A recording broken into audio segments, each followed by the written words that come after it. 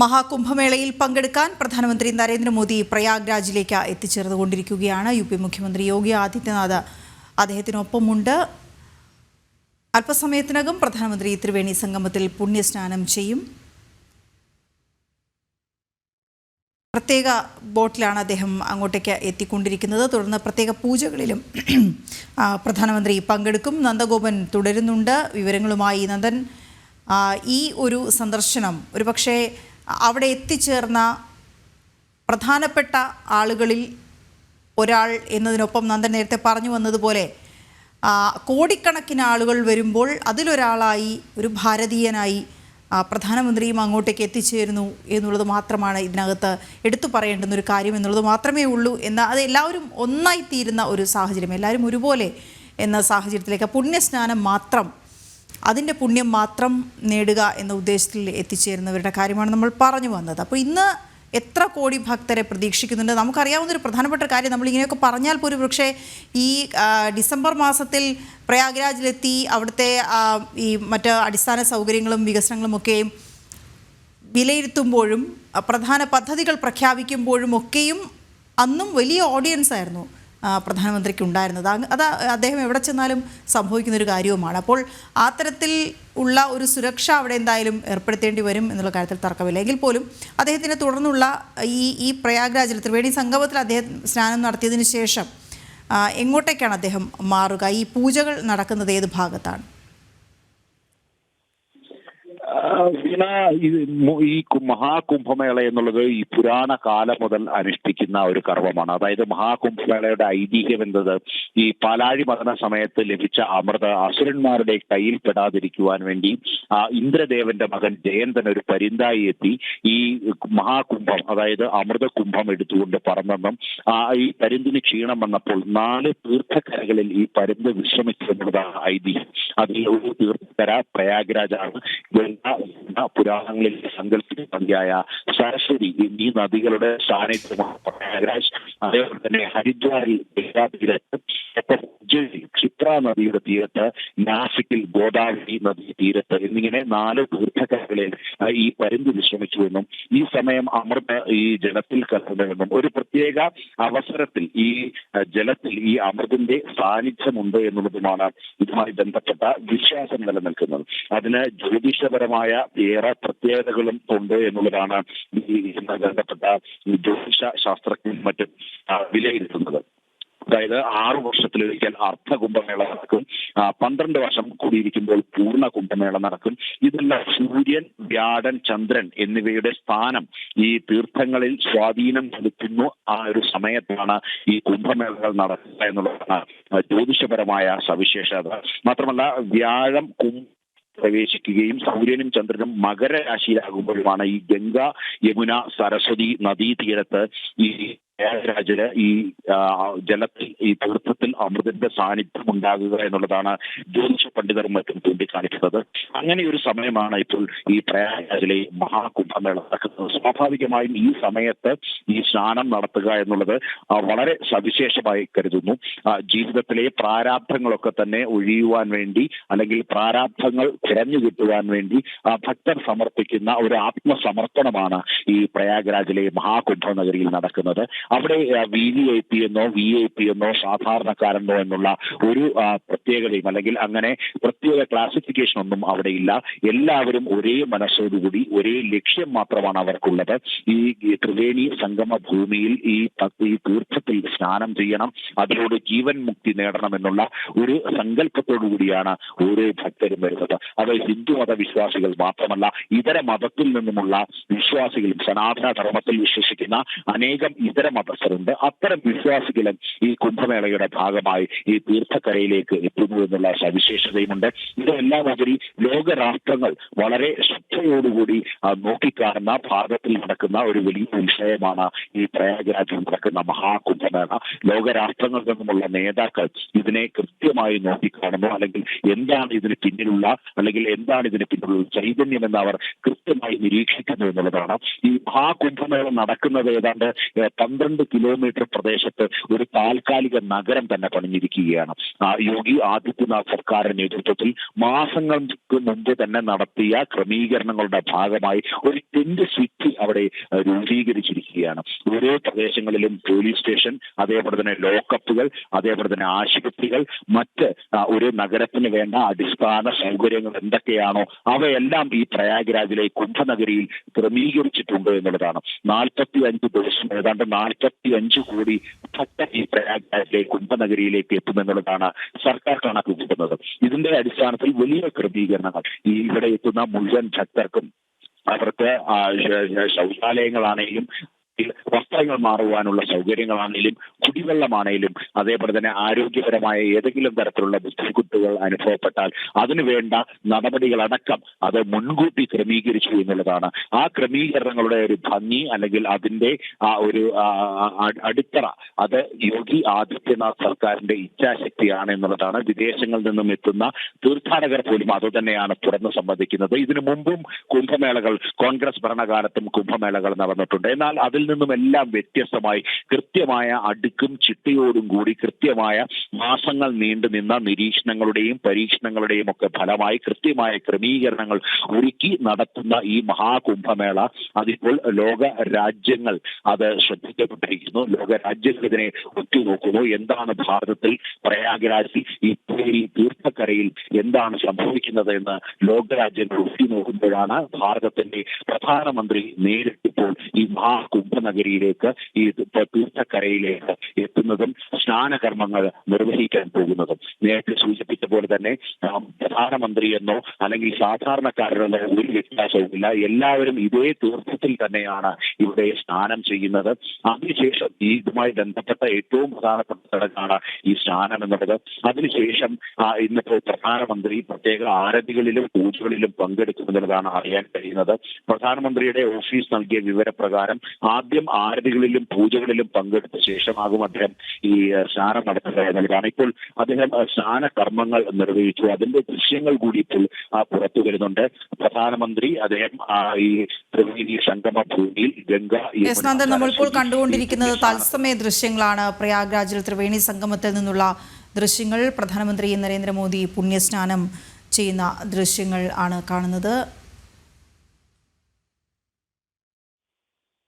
നന്ദൻ തുടർന്നോളൂ. ഒരു സന്യാസിയെ പോലെ അല്ലെങ്കിൽ ഒരു സന്യാസി എന്ന നിലയിൽ അദ്ദേഹം ഈ പ്രയാഗ്രാജിലെ പുണ്യതീർത്ഥത്തിൽ സ്നാനം ചെയ്യുന്നു, രുദ്രാക്ഷമാല കൊണ്ട് ജപിക്കുന്നു. ഈ ദൃശ്യങ്ങൾ ലോകത്തുമെമ്പാടുമുള്ള ജനങ്ങൾ ഇത് കാണുന്നു. സ്വാഭാവികമായി മഹാകുംഭമേളയുടെ സവിശേഷത ഏറുന്നു എന്നുള്ള കാര്യത്തിൽ തർക്കമില്ല. വരും ദിവസങ്ങളിൽ ഭാരതത്തിന്റെ പ്രധാനമന്ത്രി കൂടി സ്നാനം ചെയ്ത തീർത്ഥഘട്ടം എന്ന നിലയിൽ വരും ദിവസങ്ങളിൽ വലിയ ഭക്തജന തിരക്കുണ്ടാകും. സ്വാഭാവികമാണ്. അതിനെല്ലാം ഉപരി ഇപ്പോൾ ഈ വലിയ സുരക്ഷാ ക്രമീകരണങ്ങളുടെ നടുവിലാണ് ഈ പ്രധാനമന്ത്രിയുടെ സ്നാനകർമ്മങ്ങൾ നിർവഹിക്കുന്നത്. കൂടുതൽ ജനങ്ങൾ ഏതാണ്ട് 1 കോടിയോളം ജനങ്ങൾ ഈ പ്രയാഗ്രാജിന്റെ വിവിധ ഭാഗങ്ങളിലായി ഈ തീർത്ഥാടകരായി എത്തിയിട്ടുണ്ട്. അതിനാൽ തന്നെ സുരക്ഷാ പ്രശ്നങ്ങൾ നിലനിൽക്കുന്നു. വലിയ സുരക്ഷാ ക്രമീകരണങ്ങളുടെ വലയത്തിൽ തന്നെ അതിനുള്ളിൽ നിന്നുകൊണ്ട് തന്നെ പ്രധാനമന്ത്രി ഈ സ്നാനകർമ്മങ്ങൾ നിർവഹിക്കുന്നതിന്റെ ദൃശ്യങ്ങളാണ് പുറത്തു വരുന്നത്. ഈ 12 കിലോമീറ്റർ ദൂരം ഗംഗയുടെ ഇരു കരകളിലായി അവിടെ ഈ ഒരു താൽക്കാലിക നഗരം സൃഷ്ടിച്ചിരിക്കുന്നു.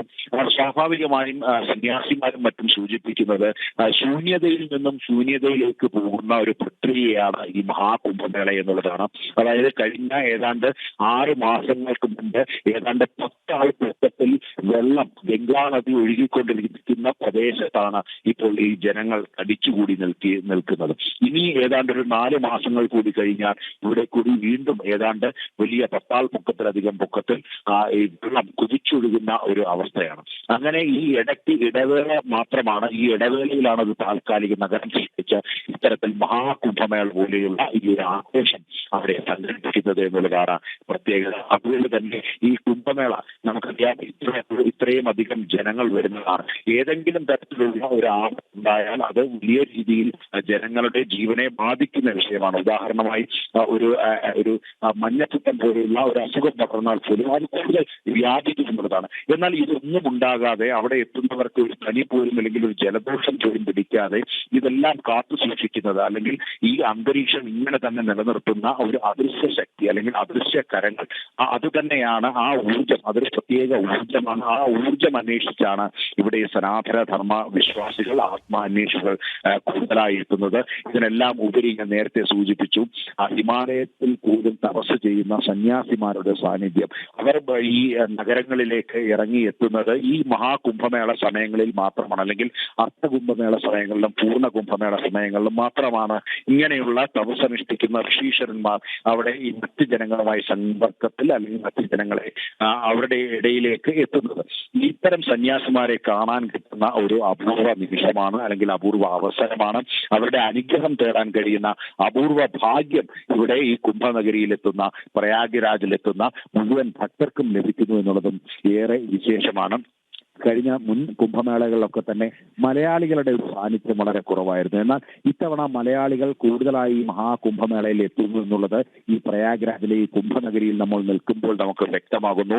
പല ആൾക്കാരും ഇതുമായി ബന്ധപ്പെട്ട് നമ്മൾ ഇവിടെ ഈ പ്രയാഗ്രാജിൽ ഈ മണ്ണിൽ നിൽക്കുമ്പോൾ ജനം TV എന്ന് കണ്ടുകൊണ്ട് പലരും നമ്മളെ വന്ന് അഭിസംബോധന ചെയ്യാറുണ്ട്. ഇങ്ങനെ വലിയ രീതിയിൽ മലയാളികളുടെ ഒരു സാന്നിധ്യം ഇത്തവണ. മാത്രമല്ല ജൂന അഖാഡയുടെ ഭാഗമായിട്ടുള്ള കാളികാ പീഠം ഇത്തവണ പ്രത്യേക ശിബിരം സജ്ജീകരിച്ചിരിക്കുന്നു. മാത്രമല്ല ഇതിനെല്ലാം ഉപരി ജൂന അഖാഡയുടെ മഹാമണ്ഡലേശ്വരായിട്ട് ഒരു മലയാളി യുവ സന്യാസി അദ്ദേഹത്തെ അഭിഷേകം ചെയ്തിരിക്കുന്നു എന്നുള്ള ഒരു പ്രത്യേകതയും, ശങ്കരാചാര്യരുടെ ആദിശങ്കരാചാര്യരുടെ ജന്മദേശത്തു നിന്നും വന്ന ഒരു യുവ സന്യാസി. അദ്ദേഹം മാധ്യമ പ്രവർത്തകനായിരുന്നു, അതേപോലെ തന്നെ അദ്ദേഹം ഒരു രാഷ്ട്രീയ പ്രവർത്തകനുമായിരുന്നു. SFIയുടെ ജില്ലാ വൈസ് പ്രസിഡന്റായി പ്രവർത്തിച്ച സ്വാമി ആനന്ദവനം ഭാരതിയായി ജൂന അഖാഡയുടെ മഹാമണ്ഡലേശ്വരായി ചുമതലയേറ്റെടുത്തതും ഈ പ്രയാഗ്രാജിലെ ഈ 2025 നടക്കുന്ന മഹാകുംഭമേളയിലാണെന്നുള്ള സവിശേഷതയുമുണ്ട്. ഇങ്ങനെ നിരവധി ആൾക്കാർ ഇങ്ങനെ സന്യാസം സ്വീകരിക്കുന്ന, വളരെ പ്രമുഖരായിട്ടുള്ള വ്യക്തികൾ പോലും സന്യാസം സ്വീകരിക്കുന്ന ഒരു അവസരം അതുകൂടിയാണ് ഈ കുംഭമേളയിൽ നടക്കുന്നത്. മാത്രമല്ല ആത്മാന്വേഷികളുടെ ഒരു വലിയ സാന്നിധ്യം, ലോകമെമ്പാടുമുള്ള ആത്മാന്വേഷികളുടെ ഒരു വലിയ സാന്നിധ്യം ഈ പ്രയാഗ്രാജിലെ മഹാകുംഭ നഗരിയിലുണ്ട് എന്നുള്ളതും സവിശേഷതയാണ്. വലിയ ഒരു സംഗമ ഭൂമിയാണ്. ത്രിവേണി സംഗമത്തിനുപരി പാരമ്പര്യത്തിന്റെയും ആത്മീയതയുടെയും ഒക്കെ തന്നെ ഒരു വലിയ സംഗമ ഭൂമിയാണ് പ്രയാഗ്രാജ് എന്നുള്ളതാണ്. വിവിധ ദേശങ്ങളിൽ നിന്നുമുള്ള ആൾക്കാർ അവിടെ വ്യാപാരത്തിനായി വന്നു നിൽക്കുന്നു. 6400 കോടി രൂപയാണ് ഈ പ്രയാഗ്രാജിലെ മഹാകുംഭമേളയുമായി ബന്ധപ്പെട്ട് യോഗി ആദിത്യനാഥ് സർക്കാർ അനുവദിച്ചത്. എന്നാൽ അതിന്റെ 10 മടങ്ങ് അത് സർക്കാരിലേക്കും ജനങ്ങളിലേക്കും സാധാരണക്കാരിലേക്കും എത്തുന്നു എന്നുള്ള സവിശേഷതയും, അതായത് നിരവധി ആൾക്കാർക്ക് ഇതുമായി ബന്ധപ്പെട്ട് തൊഴിൽ കുടുംബശ്രീ പോലുള്ള സ്ത്രീ സംഘടനകളുമായി ബന്ധപ്പെട്ട് നിൽക്കുന്ന അല്ലെങ്കിൽ അത്തരം സംഘടനകൾക്ക് അതുമായി ബന്ധപ്പെട്ട് നിരവധി തൊഴിൽ ലഭിച്ചു എന്നുള്ളതും യാഥാർത്ഥ്യമാണ്. ഇതുമായി ബന്ധപ്പെട്ട് വലിയ രീതിയിൽ, അതായത് ഈ കുംഭമേള കഴിയുമ്പോൾ ജനങ്ങളിലേക്ക് കൂടുതൽ പണം എത്തുമെന്നുള്ള കാര്യത്തിൽ തർക്കമില്ല. ഒരു ആധ്യാത്മിക സംഗമം അല്ലെങ്കിൽ ആധ്യാത്മിക ഉത്സവത്തിനെല്ലാം ഉപരി തന്നെ വാണിജ്യ വ്യാപാര മേഖലയിൽ ഒരു കുതിച്ചുചാട്ടം നടത്തുവാനും ഈ മഹാകുംഭമേളയുമായി ബന്ധപ്പെട്ട് സാധിക്കുമെന്നുള്ള കാര്യത്തിൽ തർക്കമില്ല. ഇപ്പോഴും പ്രധാനമന്ത്രി കാലഘട്ടത്തിൽ തന്നെയാണ്. അദ്ദേഹം കർമ്മങ്ങൾ നിർവഹിക്കുകയാണ്. ലോകമെമ്പാടുമുള്ള ലോകരാഷ്ട്രങ്ങളെല്ലാം തന്നെ ഉറ്റുനോക്കുകയാണ് എന്താണ് പ്രയാഗ്രാജിലെ കുംഭനഗരിയിൽ സംഭവിക്കുന്നത്. ഭാരതത്തിന്റെ പ്രധാനമന്ത്രി തന്നെ നേരിട്ട് ഇവിടേക്ക് എത്തുന്നു. അത്രമാത്രം സവിശേഷത എന്താണ് എന്നുള്ളത് സ്വാഭാവികമായും ലോകരാഷ്ട്രങ്ങൾ, ലോക നേതാക്കളൊക്കെ തന്നെ അന്വേഷിക്കുകയാണെങ്കിൽ അവർ അതുമായി ബന്ധപ്പെട്ട എന്താണ് നടക്കുന്നത് എന്നറിയുവാൻ അവർ തൽപരരാകുമെന്നുള്ള കാര്യത്തിൽ തർക്കമില്ല.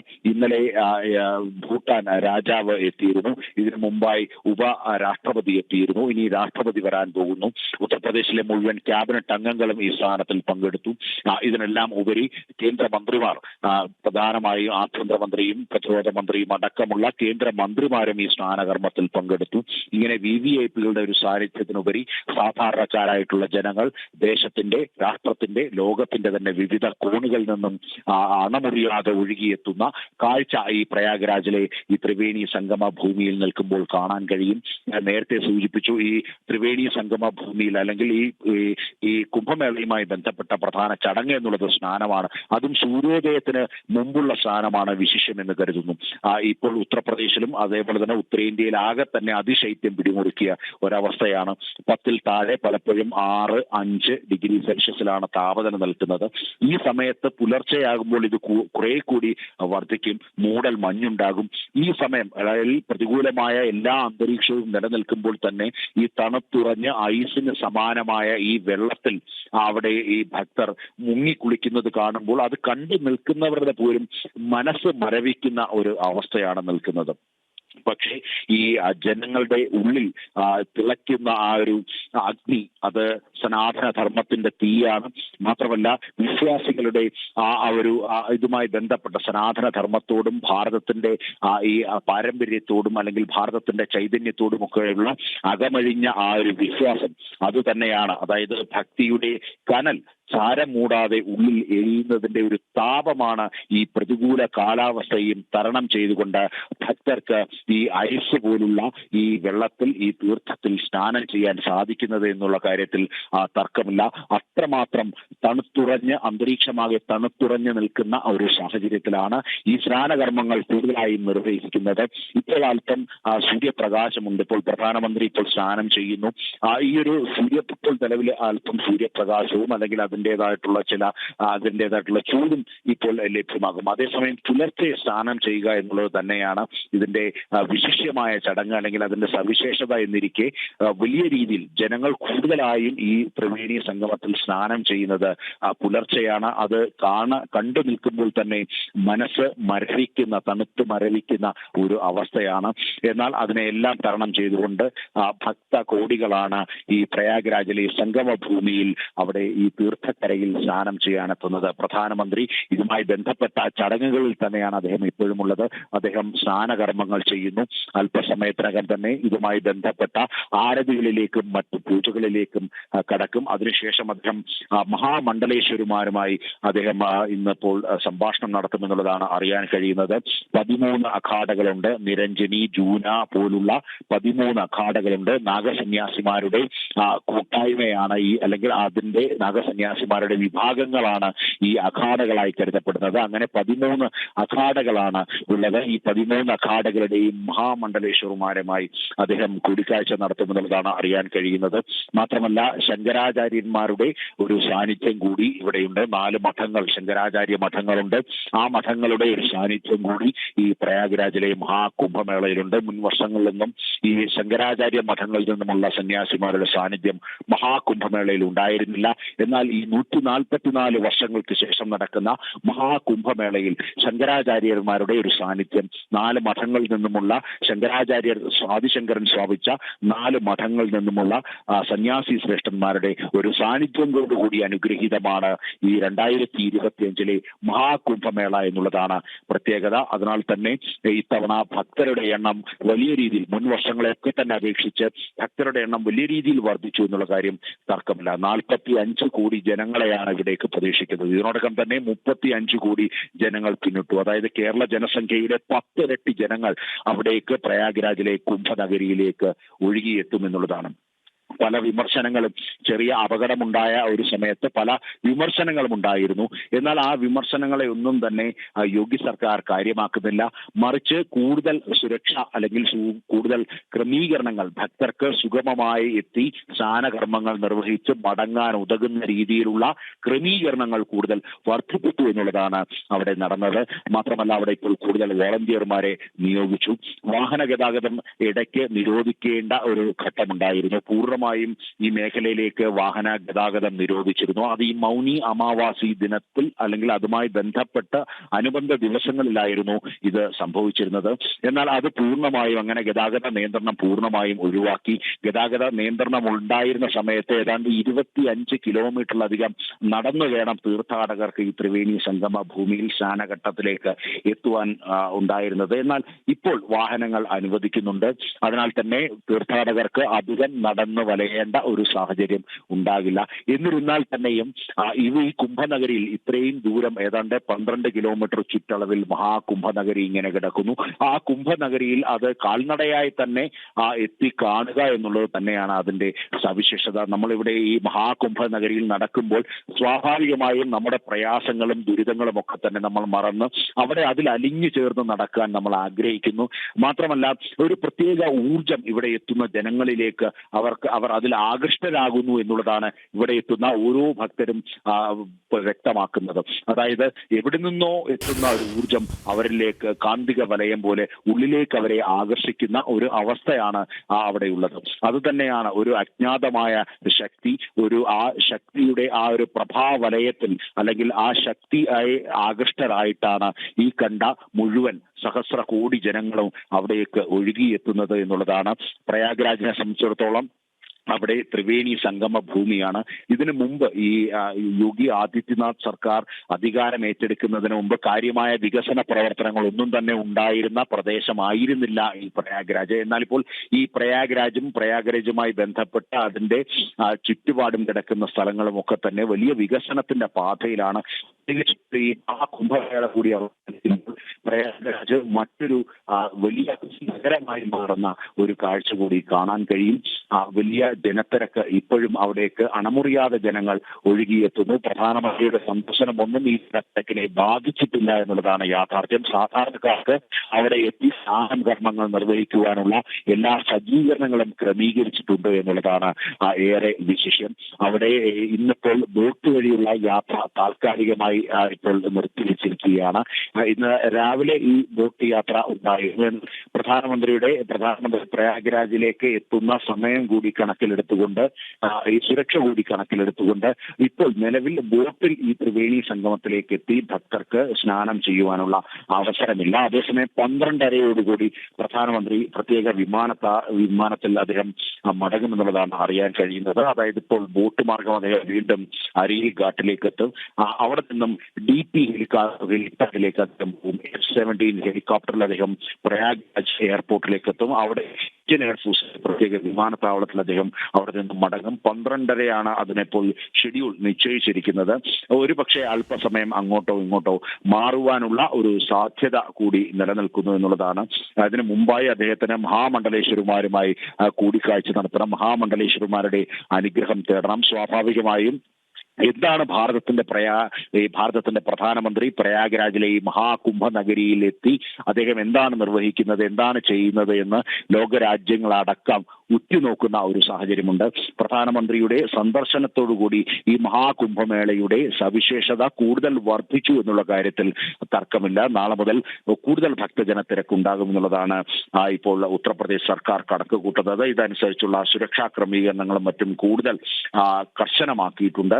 അതേപോലെ തന്നെ ബോട്ടിൽ ഈ തീർത്ഥാടകർക്ക് എത്തി ഇതുമായി ബന്ധപ്പെട്ട കർമ്മങ്ങൾ നിർവഹിക്കുവാനുള്ള അവസരം ഇന്നിപ്പോൾ ഉച്ചയ്ക്ക് തന്നെ പുനഃസ്ഥാപിക്കുമെന്നുള്ളതാണ് ഈ പ്രയാഗ്രാജിലെ കുംഭമേളയുമായി ബന്ധപ്പെട്ട അഡ്മിനിസ്ട്രേഷൻ വിഭാഗം അറിയിച്ചിരിക്കുന്നത്. ഇപ്പോൾ സുരക്ഷ കണക്കിലെടുത്തുകൊണ്ടാണ് ഇപ്പോൾ താൽക്കാലികമായി ഈ ബോട്ട് സേവനം നിർത്തിവെച്ചിരിക്കുന്നത്. സാധാരണഗതിയിൽ ഈ അരിയിൽ ഘാട്ടിലെത്തിയാൽ ആൾക്കൊന്ന് ഏതാണ്ട് 500 രൂപ നൽകിയാൽ അവിടെ ഈ ത്രിവേണി സംഗമ ഭൂമിയിലേക്ക് ഘാട്ടിലേക്ക് ത്രിവേണി തീർത്ഥക്കരയിലേക്ക് അവിടേക്ക് ഈ ബോട്ടിൽ ആൾക്കാരെ എത്തിച്ചു അവർക്ക് സ്നാനകർമ്മം നിർവഹിച്ച് തിരികെ അതേ ബോട്ടിൽ തന്നെ ഈ അരിയിൽ ഘാട്ടിലേക്ക് മടങ്ങുവാനുള്ള സംവിധാനമാണ് നിലനിൽക്കുന്നത്. എന്നാൽ ഇത് താൽക്കാലികമായി നിർത്തിവെച്ചിരിക്കുന്നു.